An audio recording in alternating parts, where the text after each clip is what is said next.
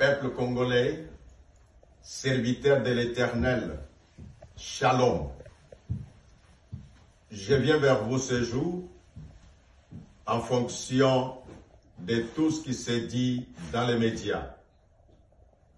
Je nous rappelle qu'en octobre de cette même année, nous avions organisé le sommet de l'unité. Lors de ce sommet, nous avions pris l'engagement que nos problèmes ne puissent pas être traités dans les médias ou sur les réseaux sociaux. Mais il y a quelques jours que nous avons observé une agitation. Cela est dû aux propos tenus par l'un de nous, j'ai dit l'un des pasteurs comme moi, en la personne de l'apôtre Roland Dallot. Il a dit, ma femme est témoin, Toliaka Mponambongo Yamutuanate. Il a ajouté, ça fait 6 ans que je le côtoie, je n'ai jamais vu sa dîme. Fin de citation. Et cela a commencé par le jour où il a dit que j'ai honte d'être appelé citoyen de la République démocratique du Congo, car c'est un pays de voleurs et de surfacturation. Et ces paroles ont blessé plus d'une conscience. Suite à cela, en ma qualité de représentant légal et archevêque président de l'Église du Réveil du Congo,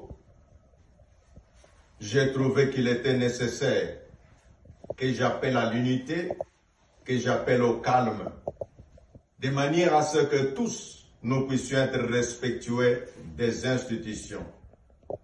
Révérend Dallot, loin de nous de faire la censure de vos messages, mais sauf ce qui a dérangé l'opinion, nous nous sommes sentis dans l'obligation de faire appel au calme et d'adresser un message de paix pour tous.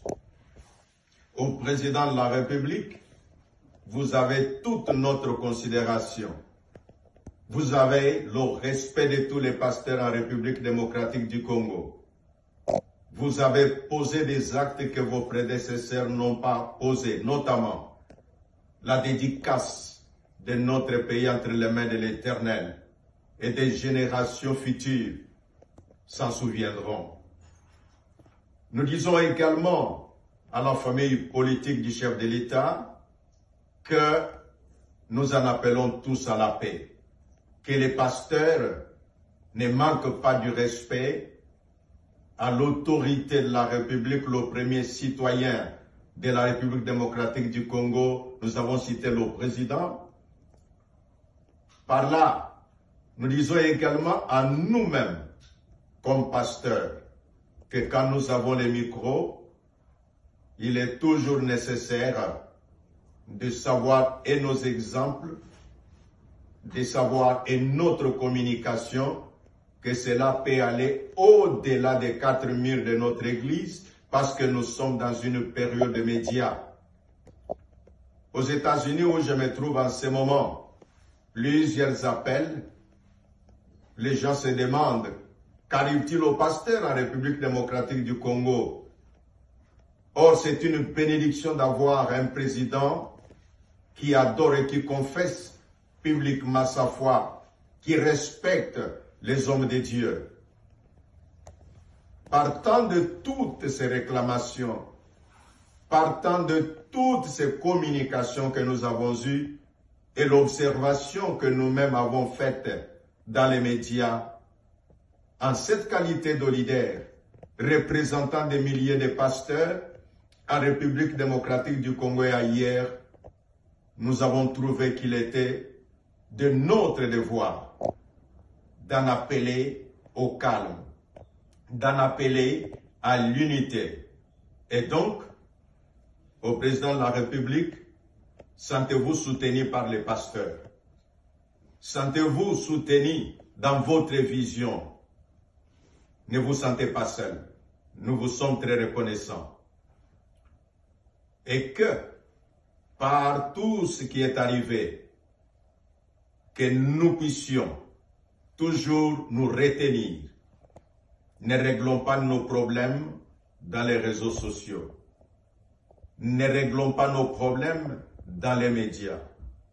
Voyons toujours de quelle manière, surtout nous les pasteurs, comment est-ce que nous pouvons les uns les autres nous parler et partant de là en tant qu'éducateurs de masse, nous montrerons un exemple à suivre. Par ces paroles, j'ai dit au président de la République, nous présentons les excuses si toutes ces choses ont porté atteinte à votre conscience que nous respectons beaucoup, à tous les peuples congolais de comprendre que les pasteurs, comme éducateurs de masse, c'est de notre droit de vous donner un exemple à suivre. La République démocratique du Congo est un pays béni. Si quelques-uns des fils de la République se comportent mal, c'est à nous, comme pouvant donner la moralisation de la société, de faire toujours notre travail et de ne pas avoir honte de notre population.